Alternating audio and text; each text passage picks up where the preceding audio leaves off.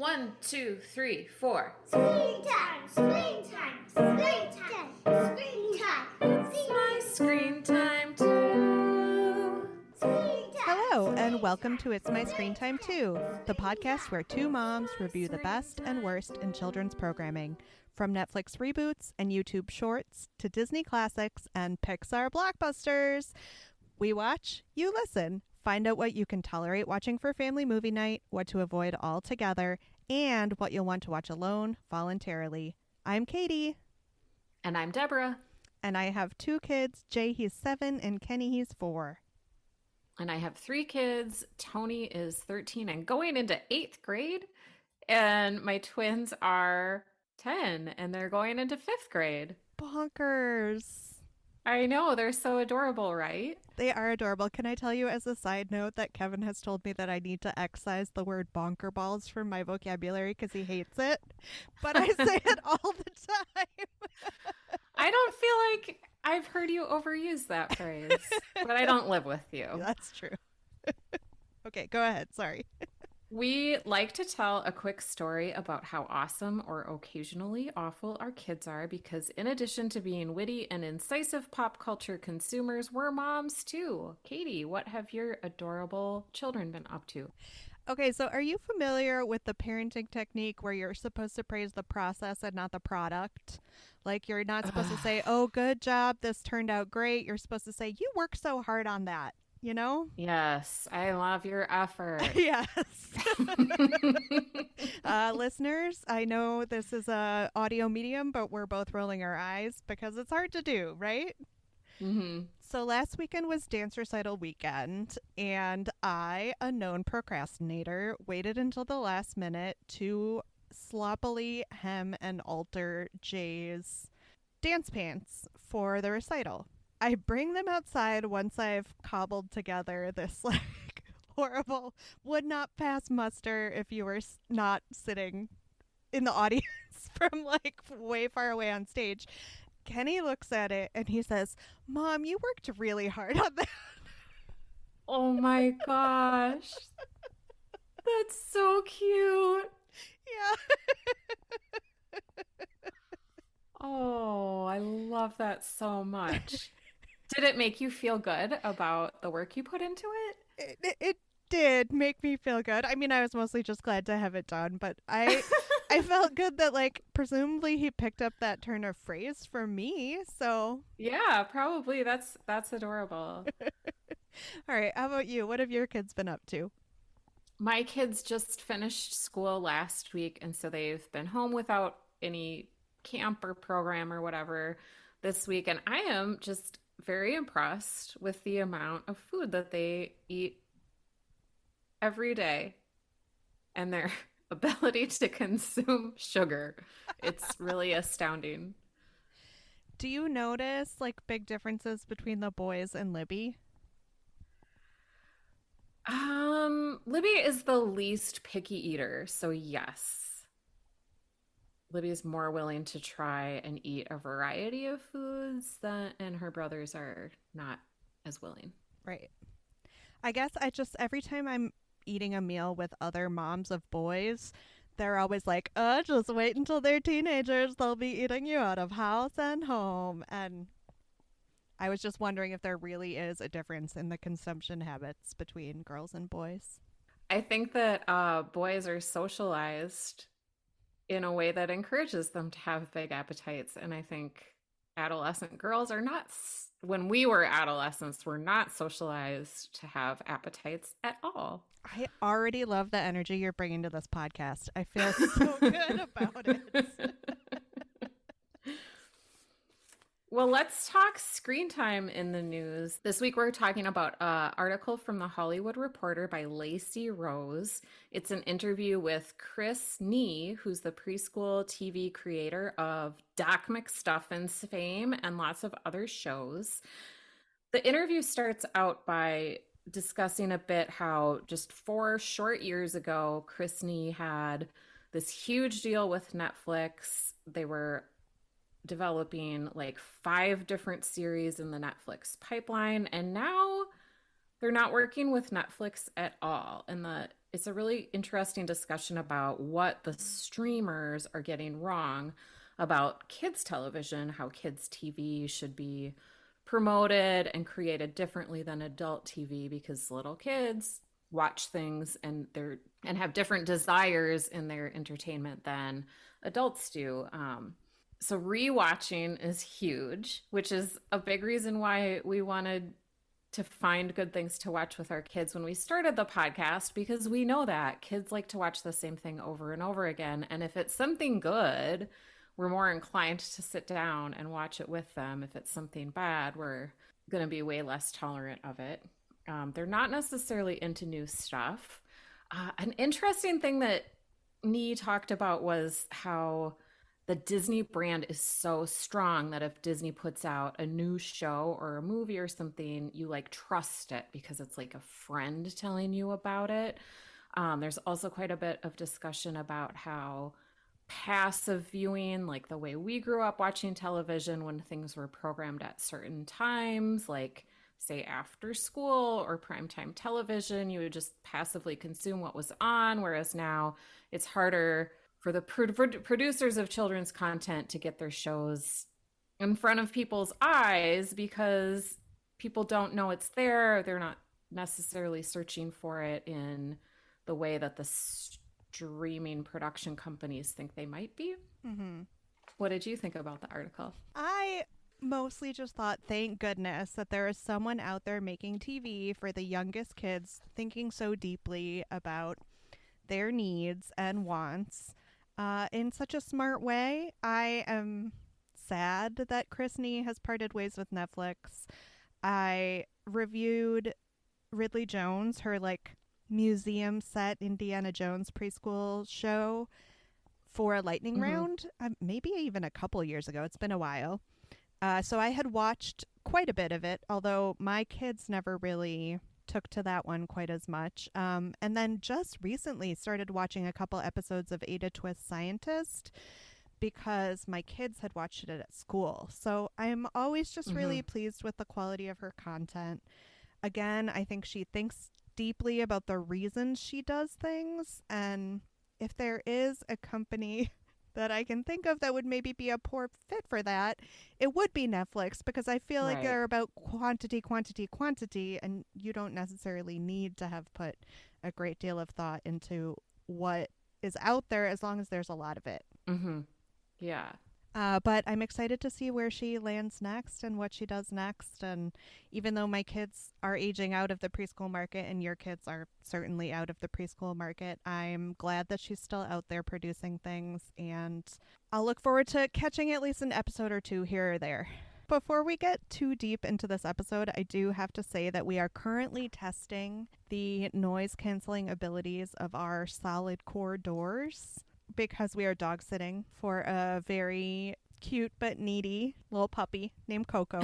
Yeah, she's not really a puppy. She's an old lady, but yes, her name is Coco. And so she is barking up a storm a couple rooms over. So if you hear a little... I can't hear anything at all. Okay, good. That makes me happy. All right, do we have any follow-up from our last episode? I think this is a fun summer to be returning to the movies. Yeah. This is our third movie in the theaters review of the season, and I think last year and certainly the year before that we were not going to theaters much at all. Yeah, and this is doubly fun for me because I feel like really before this year my kids were too young. Like I was not confident enough to take Kenny to the theater, so it feels like a whole new world. Yeah, nice. All right, well, with that in mind, we can jump right into the coverage of the movie we watched for today's episode, which is Pixar's Elemental. This is the latest computer animated release from Pixar. It debuted in theaters June 16th, 2023. This movie was a long time in development, which is nothing new for Pixar. It spent 7 years in development. It was directed and created by Peter Sohn, a veteran Pixar guy. But his last major writing and directing credit was The Good Dinosaur from 2015. I'm curious, did that kind of raise your eyebrows a little when you read that? Because I read that before I went to see the movie. I think I did even watch The Good Dinosaur and it just didn't make any impact. Yeah, it's pretty universally regarded as Pixar's first big flop. According to an interview I read in The Hollywood Reporter, which we are really repping for The Hollywood Reporter today, Son was inspired to create Elemental by his childhood in the Bronx in the 1970s, being raised by Korean immigrants in a city in which many different cultures rubbed elbows. He said, quote, "This movie is about thanking your parents and understanding their sacrifices. My parents both passed away during the making of this thing, and so it's hugely emotional, and I'm still processing a lot of it." Whew. That is a lot of pressure to put on what is ostensibly a kid's movie, but I suppose no more than we saw in recent hits like Encanto or Turning Red. Don't argue with me. I know Turning Red wasn't necessarily a hit, but I loved it, so in my book it was. Mm-hmm. In any case, maybe it'll work out. Elemental was written by John Hoberg, Kat Lickel, let's say Kat Lickel, and Brenda Sue, all of whom come from the TV world based on their IMDb profiles. It was executive produced by Pete Docter, who is definitely the known quantity in this mix-up. He's the chief creative officer for Pixar, and he directed classics like Monsters, Inc., Up, Inside Out, and Soul. Here's the thing with this movie, Elemental. It's a romance from Pixar. I would say this is a big step away from their kid-friendly roots, but it's no farther than a story about a struggling jazz musician. So just briefly, summary: in a world where creatures made of fire, air, water, and earth live side by side but largely segregated lives, Ember, a fire creature, and Wade, a water creature, fall in love. We picked it because we're really on a roll with summer in-theater blockbusters, as Deborah was saying.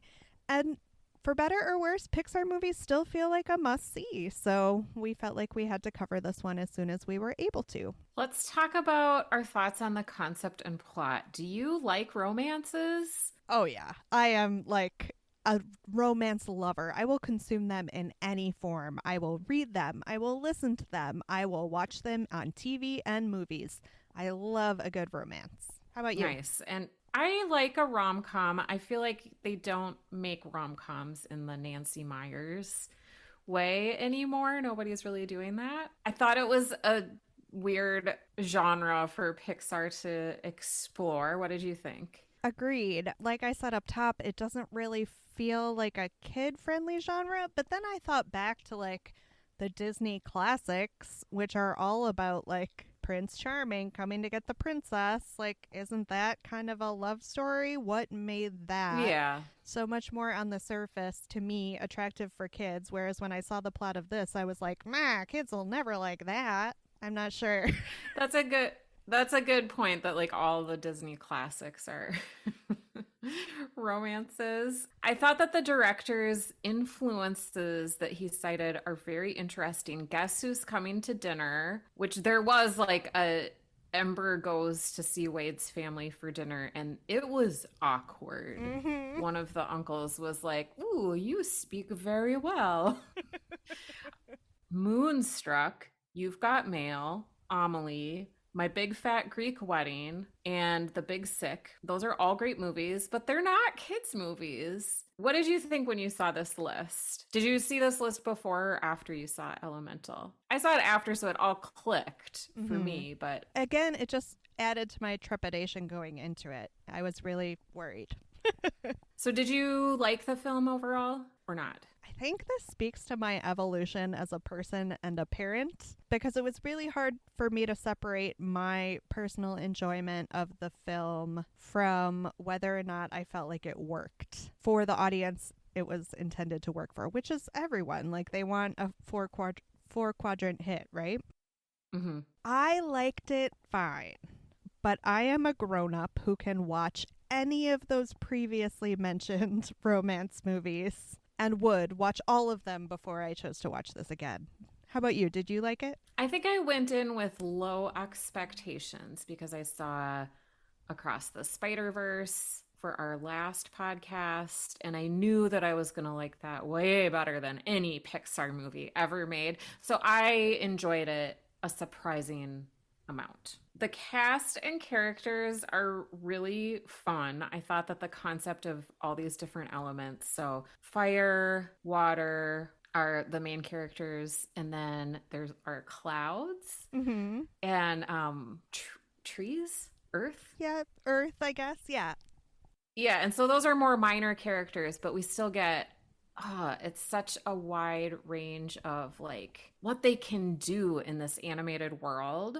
Did you have any characters that you found particularly endearing? There is a little Earth boy who is in love with Ember and just keeps pestering her Oh yeah. and showing off that he's growing up and becoming a man because he can grow flowers out of his armpit. It's very sweet. How about you? There was a city administrator who's a cloud that Wade is always going to. It's like Wade's boss because Wade is a water inspector.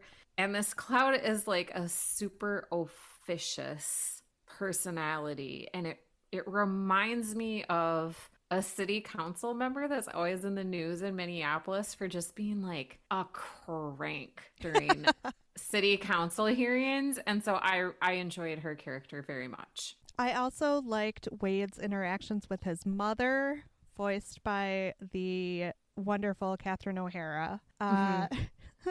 Every time they would like bid each other farewell, she would like make like goo goo voices at him, and then they would both end up just sobbing. It was very sweet.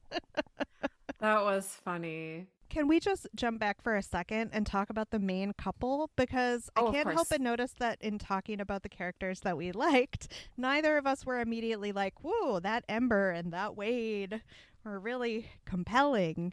So I'm wondering if like their personalities and or their relationship, if either of those were at all resonant for you or parts of those. I liked that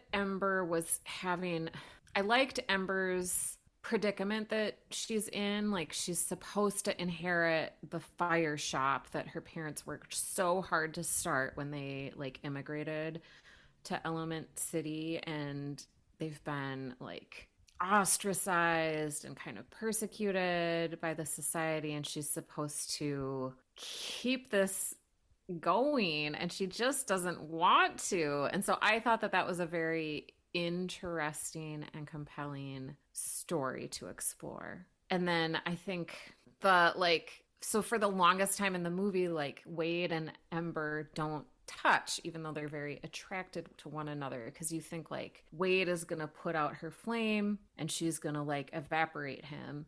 And so there's like that danger element that's very fun.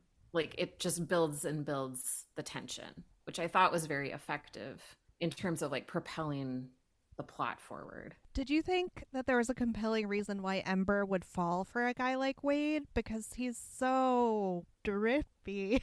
I'm sorry, that's awful because he's made of water, but like he's just kind of a guy.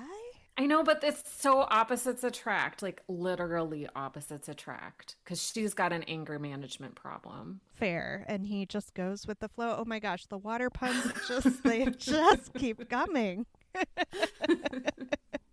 Okay, I wanted to make sure that we actually talked about Ember and Wade a little bit. So Ember has an anger problem, as you mentioned, and she's an adult as the movie, most of the plot happens, right? Like, you don't get the impression she's still a child, but she cannot make it through the most basic interactions with others without like losing it. If I were her dad, I would never leave her a business. Like, no, I know. Like, why is this even why is he even entertaining this thought? But I feel like if you've ever worked a retail job, it's so easy to identify with annoying customers. of I mean, to course. identify as the clerk who has to deal with annoying customers. But did you also find yourself then thinking how you would diffuse the situation in like 10 seconds and Ember was not taking the easy way out? I think it's a training problem. She's been working at the store her whole life. I know. I don't know why they didn't ever like give her a script to practice. Mm-hmm. Yeah. All right, so I was not impressed with Ember's shopkeeping skills. What did you think about the look of the movie? I thought it was the best part about the movie. Everything you were saying Mm-hmm. about the way the different elements interacted, the way the whole city felt perilous to Ember because she was in this little like fire town ghetto that was very Mm-hmm. separate from the rest of the town that was so centered around water, which is the most deadly element to her. I thought the look of the movie was the most successful part. I really liked learning like the rules of Element City and like how people get around. I mean, everything about it was super inventive and creative and fun to watch. There was this whole MacGuffin of the plot with like a water leak that was getting into Ember's dad's shop and they had to stop it. And so, like, the whole basis of their courtship was that they were working together to try and find the source of this leak, but they kind of never did. Mm-hmm. It was annoyingly left out there and not tied up but by the city administrators, which was frustrating for me, a person who just really likes to watch movies and TV about people being good at their jobs. So what did you think about like we've talked about the plot, but what did you think about the dialogue? Again, I didn't feel like there was much of a snap between Ember and Wade. That Mm-hmm. part of the plot to me relied wholly on the fact that she was fire and he was water, and we were supposed to be rooting for them because they were so different. I didn't see much of a compelling spark between the two of them. How about you? Did you think that their interactions merited their togetherness? It was a little bit classic rom-com where it's, I don't know, slightly problematic where like the guy has to win over the girl when in a real life situation we would be like, dude, she's not into you. Like, move on.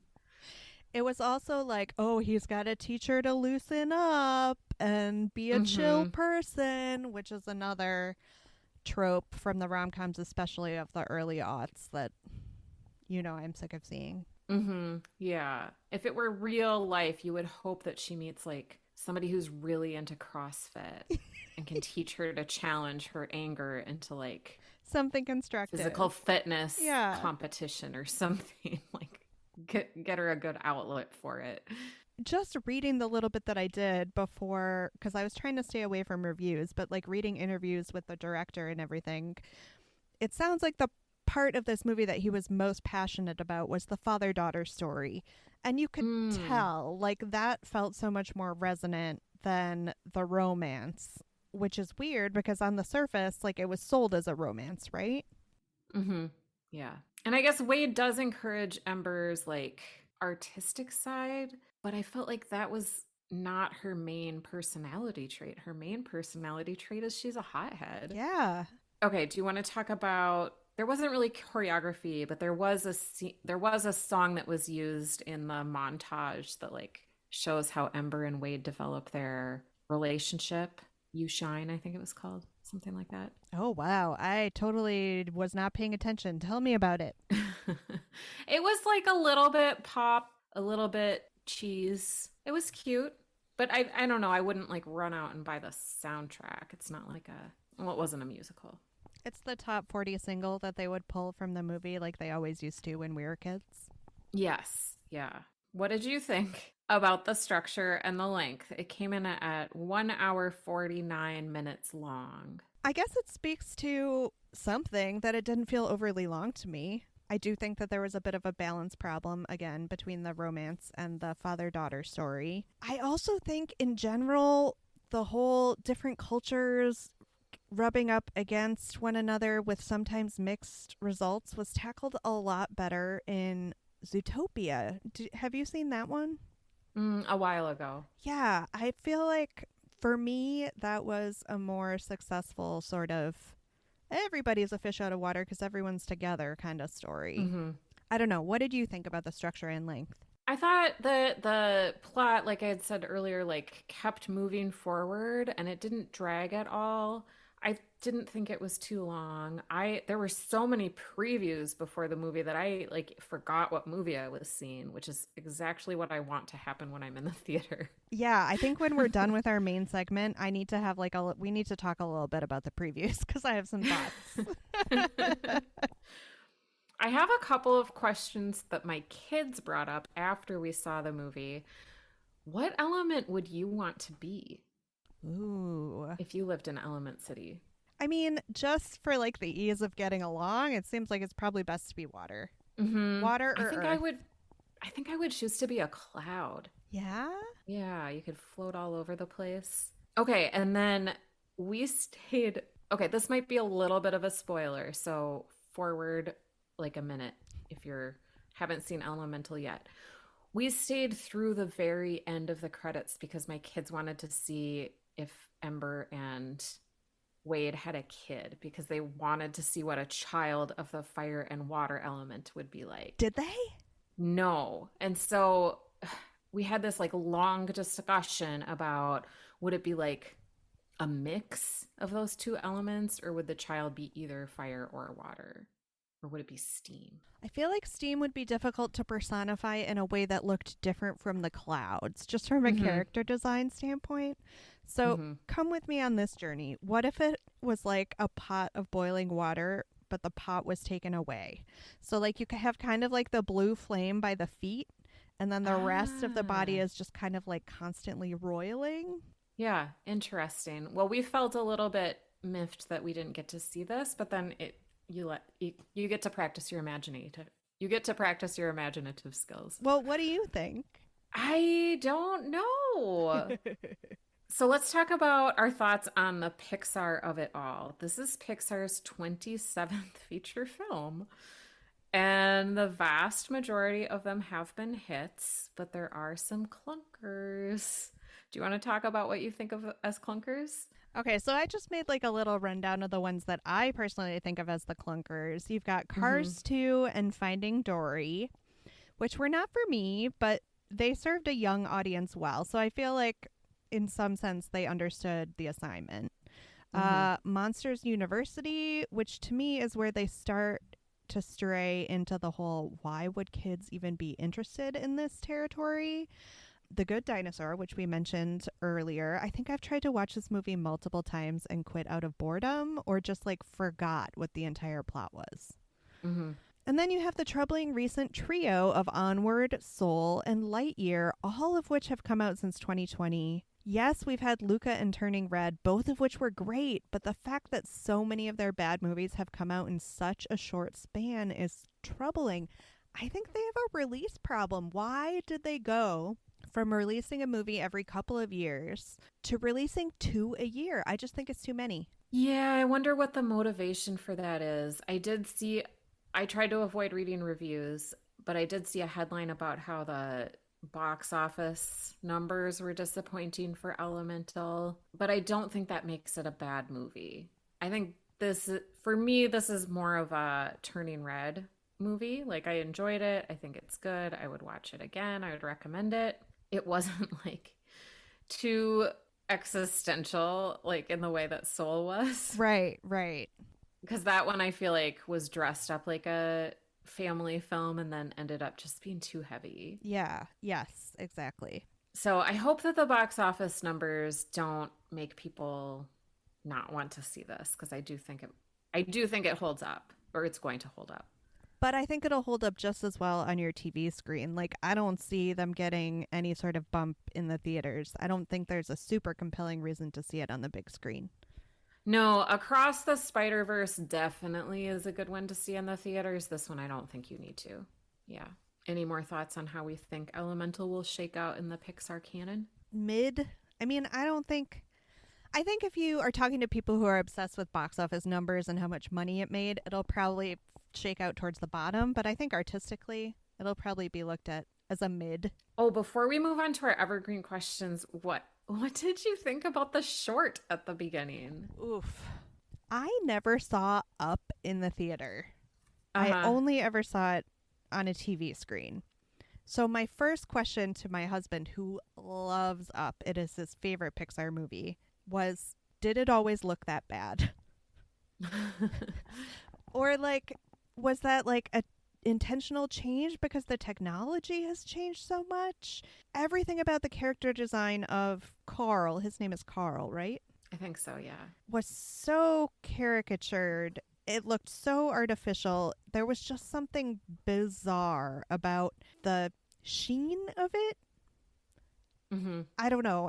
Maybe I'm focusing too much on the look and not on the plot, but I found that to be so off-putting I could barely focus. What did you think?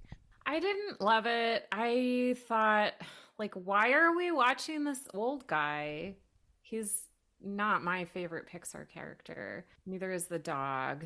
And I really thought that the one with the dumplings, Wow. Bao, was like just like this little gift at the beginning of whatever movie that premiered at. And that this was not it. I didn't need it in front of Elemental. I just wanted to get straight to the movie. Because it used to be like the director of the short was like the next one that was ordained to direct the next Pixar movie or the Mm-hmm. one two down in the cycle. And I'm embarrassed to say I didn't even look into who directed this because it felt just like such a look backwards because it literally was. Yeah. Yeah. I think it was also an unfortunate step away from the kid audience because what did kids like about Up? They liked Russell and Kevin, the I little know. Boy Scout and the giant flamboyant bird. Like, why are you I guess Doug maybe with the squirrel joke, but that only gets you so far. I don't think the plight of Carl's marriage really resonated with a big chunk of the audience for that movie. I know, and it made me think about how Henry Kissinger has been in the news a lot lately because he Okay, just turned 100. tell me more. And like, oh, we need to move on from these old guys. Yeah. Come on. You're absolutely right. We do not need more old dudes in our lives. All right, are you ready to move on to evergreens? Yes. I feel like the director kind of gave us easy options for this, but were you able to compare this to any movie or TV show for grown-ups?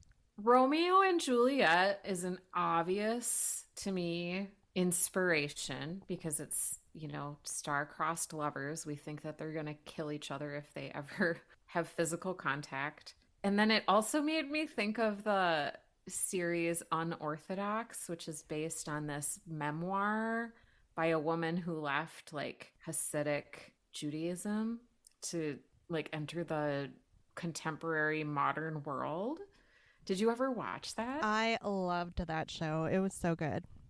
Yeah, and she's got to learn all these new customs and kind of bridge this really uncomfortable tension between like the world in which she grew up and the society that it really doesn't welcome her or even want her around. So Ember's plight kind of made me think about that. Oh, I really like that show. Worth a watch, listeners. If you haven't seen it, it's on Netflix. How about you? What did you compare it to? Well, with the broad humor, with the Ember interacting with Wade's family and Wade interacting with Ember's family, I could definitely see the My Big Fat Greek Wedding of it all. Mm-hmm. I also thought of, because they couldn't touch each other, or we assumed they couldn't touch each other for much of the movie, it reminded me of the gem of a show, Pushing Daisies. Did you watch that? Oh yeah. So sweet. Yeah. Yeah. And I don't even know where that one is streaming, but it's another story of people who are in love but can never touch. Yeah, Kristen Chenoweth, right? Mm-hmm. Yes. Yeah. Did you cast the gritty HBO reboot? Okay, the flood in the basement really made me anxious Oh. because, I mean, climate disasters are coming for our houses as well as us. So I would like to see Chip and Joanna Gaines like film length journey where they climate proof a home against like fire, floods, lightning strikes, tornadoes. I would like to see what they come up with. They're like testing it against every element. I like this. And they have sort of an odd couple relationship. I don't know. I haven't maybe watched them enough to know, but it seems like... Yeah, it is supposed to be like he is the irresponsible man-child who just likes breaking things. And Joanna's uptight. Mm-hmm. Yeah. Well, I appreciate you being very on brand and always bringing it back to the coming climate apocalypse, but I would probably watch this. I recently listened to a fictional podcast whose title I can't remember. It was like Passenger 51 or Passenger 57 or something. Passenger some number. And it starred Kelly Marie Tran as like a woman trying to solve the mystery of this plane crash that her brother was on. And especially in the early goings of the series, like her delivery of every line was just so spiky and perfect. And I thought I would love for her to bring some of that energy to a live action Ember-esque character.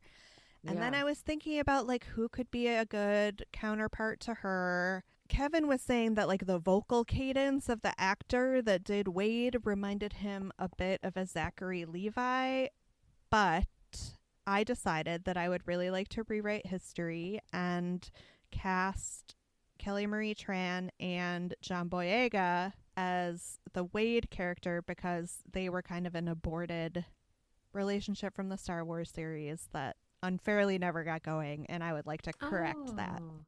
Yeah, good one. Do you think it was better when we were kids? No. I would have liked this when I was a kid, and there was nothing like it.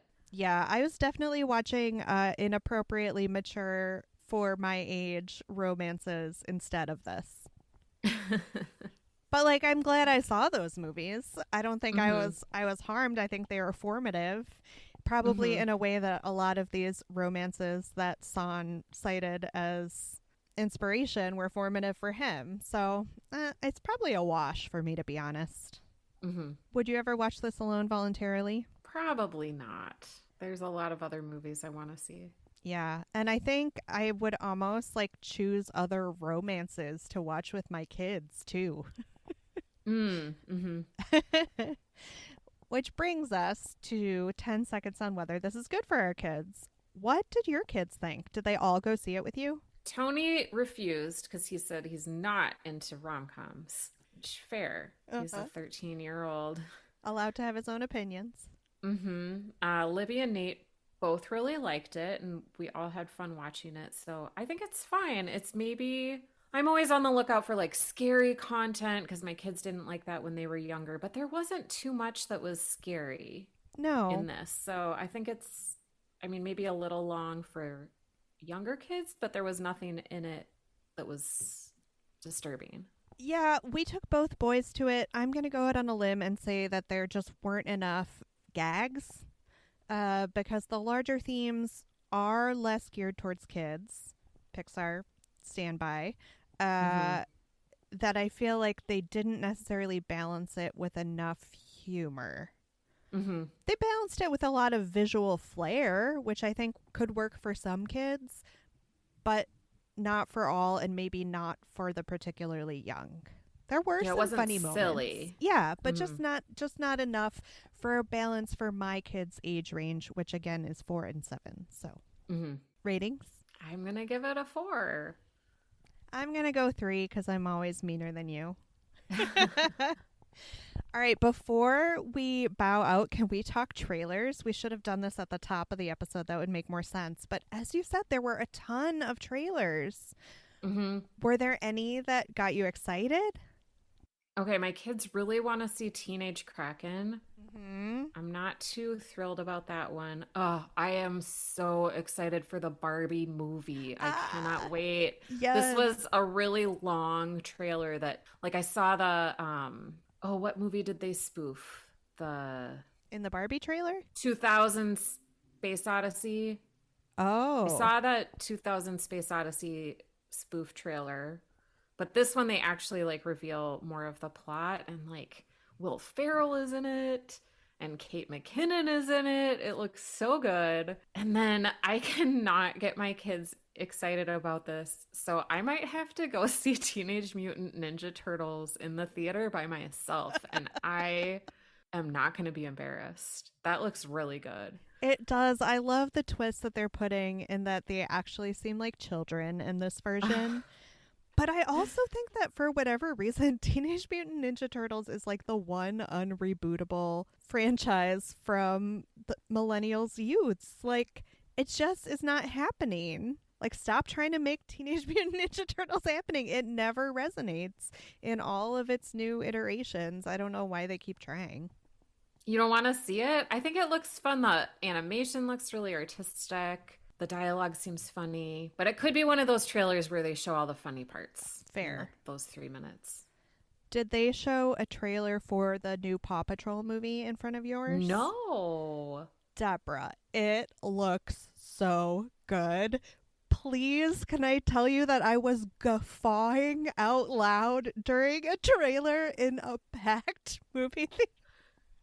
That's awesome. I did not know. So is this the second one or the third one? It's the second one. It's going to be a Mighty Pups version. And from what I nice. understand, Sky is going to be the main character. I'm legitimately excited.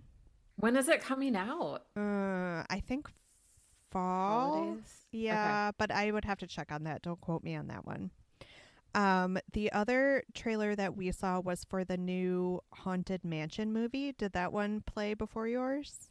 No. Okay, so Disney is scrapping the whole like Eddie Murphy Haunted Mansion movie. That was not a success.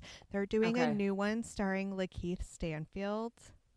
Oh, I love him. I'm so excited for this one too. Like it was just like a hit for trailers before this movie. I think it's going to be really fun. Wow, and we both saw different trailers. Yeah. We have a lot to look forward to. Did they have a trailer for the new Disney musical Wish before yours? Yes. That one looks good too. Okay, can I just once again get on my soapbox about goats? Why are goats the cute sidekick pet? Like, why are we forgetting the fact that goats have the creepiest eyes ever? Stop trying to tell children that goats are cute. They are not cute. They are scary. No goats. But they eat everything, and that is funny. Fair, I They guess. eat like metal. And as we know, in a children's movie, you always have to have a character whose defining trait is that they like to eat. Okay. Yep. I'm just Bottomless saying, pit. is there a way they could have made the eyes look at least a little more realistic to how creepy goat slit eyes actually look? Yeah, less demonic. All right, that's all. Otherwise, I'm excited to see Wish. All right, this has been Coming Attractions with Katie and Deborah. Thanks for listening to this episode of It's My Screen Time Too. If you enjoyed our show today, please share it with someone you think might enjoy it also. Leave us a review on Apple Podcasts or your favorite podcast platform.